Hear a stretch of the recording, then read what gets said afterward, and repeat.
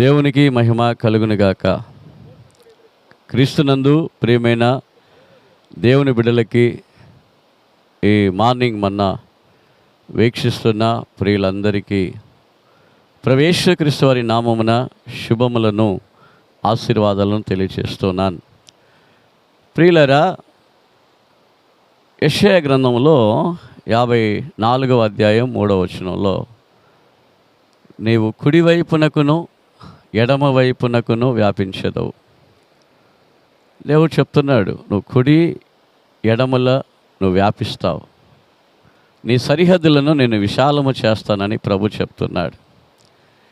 నువ్వు కుడి ఎడమకు వ్యాపించాలని, ఉన్న చోటనే ఉండకుండా నీవు సమృద్ధి కలిగిన జీవితాన్ని చేస్తూ నీ యొక్క విశాలతను ఇష్టపడుతూ ఉన్నాడు.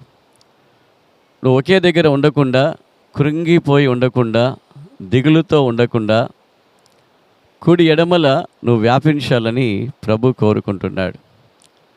నువ్వు ఆత్మీయ జీవితంలో వ్యాపించాలి, కుటుంబ జీవితంలో వ్యాపించాలి, నువ్వు ఆస్తి పరంగా వ్యాపించాలి, వస్తురీతిగా వ్యాపించాలి, అన్ని విషయాలలో నువ్వు వ్యాపించాలి.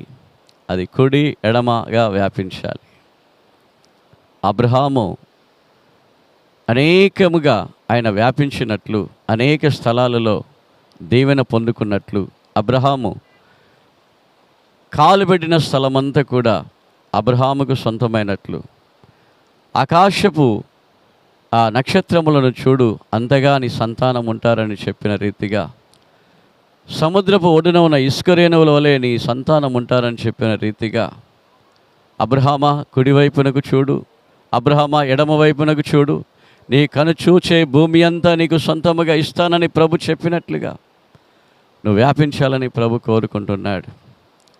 నువ్వు అడుగుపెట్టే ప్రతి స్థలము దేవుడు నీకు సొంతముగా ఇవ్వాలని కోరుకుంటూ ఉన్నాడు.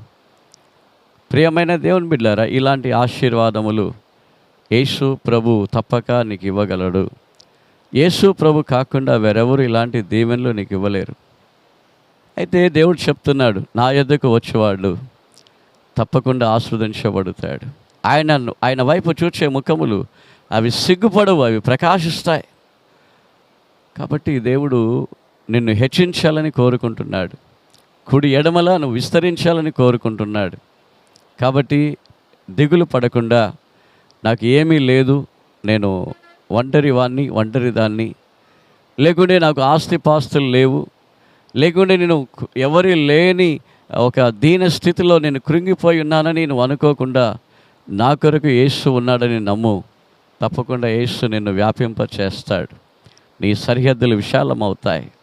నీ పిండి బిసిగే తొట్టే దేవుడు ఆస్వాదిస్తాడు. ఆమె నీ గంపను, నీ నూనె దేవుడు ఆస్వాదిస్తాడు. ఆమె నువ్వు కుడికి ఎడమకు వ్యాపిస్తావు. నువ్వు కిందివాడిగా ఉండకుండా పైవాడిగా ఉంటావు, తోకగా ఉండకుండా నువ్వు తలగా ఉంటావు. ప్రియమైన దేవుని బిడ్డలారా, ప్రార్థన చేసుకుందాం.